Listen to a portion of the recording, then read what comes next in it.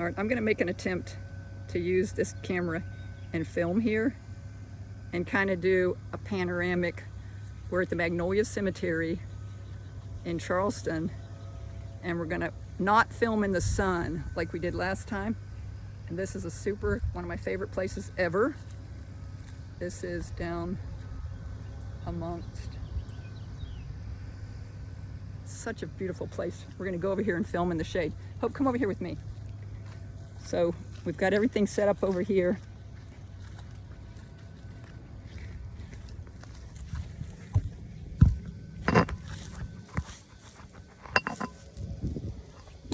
We're trying to get the Cooper River Bridge in there. That's in. And I think it's in there. So if it's all kind of screwy, sometimes when you're trying too hard, it just is hard, too hard. So we want to have good stuff to see.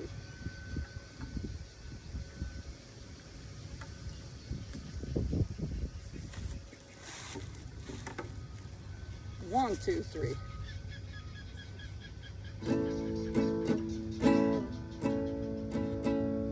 again, and again, and again, and again, and again. So brave and strong, and again, the legend was on, and again.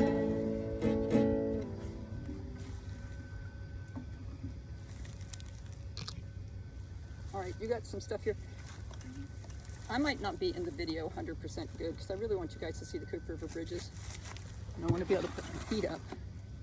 And I have some notes because this is going to be one where I'm going to once again having to show you guys some names so that y'all can further the research by knowing the person's name. And starting off, my first note is Ruby, because I spent 12 hours yesterday going to graveyards because they called me from the Caroliniana Museum, another guy that's a manager, and I am 100% sure that there's no conspiracy about this information. They just don't know this information. We talked for about 30 minutes. He was really nice, and he just wants me, there was a name for it if you don't want to write a book or something like that, that there's a name for like a transcript that he wants to know everything that I know and put it into some kind of form like that. And I said, I can't, I'm a visual artist, I just cannot do that. There's no way that somebody could watch these videos and take the information from the videos and put it into whatever form. I'm hoping it becomes a book, whatever form, for them to get the information. And I told him, I said that I've been the day before yesterday in the Manning Cemetery looking for the nettles, because AI says the most incriminating thing in behalf of what's happened to my family, which is that Joseph Kershaw has completely raped the land and the children of my family. And so I don't believe they have record of that. I don't believe it's ever been, the legacy of the information has ever been passed down through the legacies. I believe that now. There is nobody in South Carolina that knows this. It's not on AI, it's not put into the system.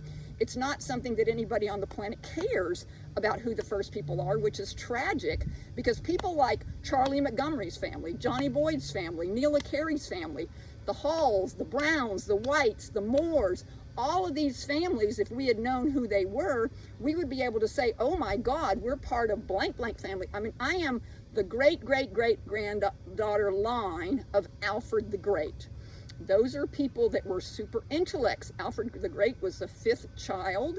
He was not expected to be king, and he was educated, highly educated. And as I tell on the next video, the story of how these Gant people, who I am and hope Gants, are related to Alfred the Great, I'm going to show you where it comes into our main line, so you can see that on the next video.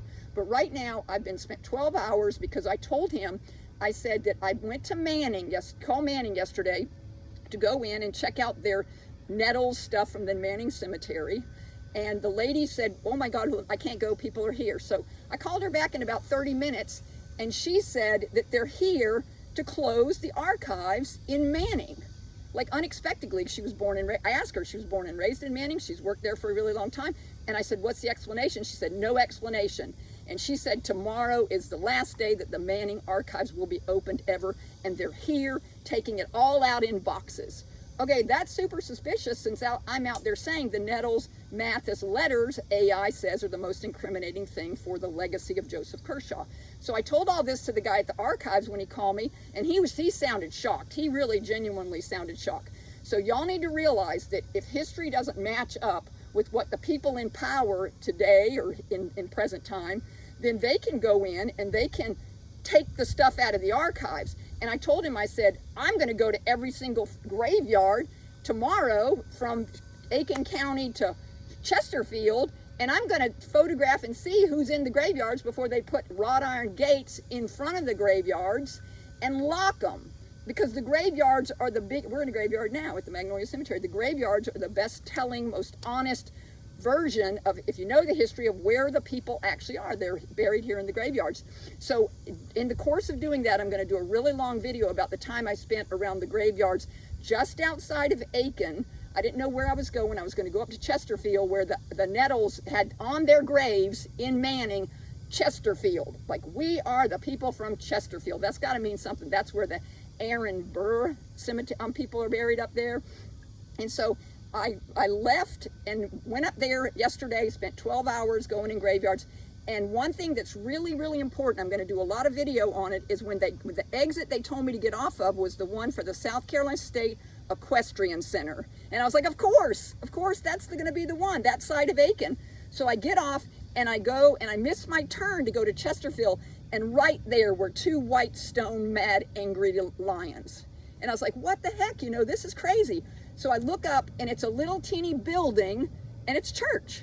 And so I was like, oh my God, that's kind of like meeting houses. That's like Quaker meeting houses. So I go on down instead of going backwards to go on my turn, and it's the Kababa Indian timber route. And I swear it was the most beautiful land I've ever seen in my life. And I'm going to do a whole video on what was back there, because the road, the perpendicular road to that logging road, is called Wheeler. And on my family chart, before the Gaunts, Peter Gaunt and them come, and Thomas and all come to America, they married two Wheeler women, and I'd already done that history. And their dad was the preacher that came into Massachusetts and all, preaching and probably hooking up with the George Fox Quaker people. But that's the roads, the Indian to Kabbalah logging road and the Wheeler road. And I'm telling you, there was nothing back there except some churches on every corner and some houses. And unlike my neighborhood, that a quarter of a mile away, nobody lives back there. We're all on big land on the water. Somebody moved in from Florida, built a warehouse. The man was super rich, 55 years old, just died of a heart attack last year. His kids inherited it. They've got a whole Florida complex, a half quarter of a mile from me now, and they're putting in an airport strip. It's unreal. So this property up there in Aiken has not been touched.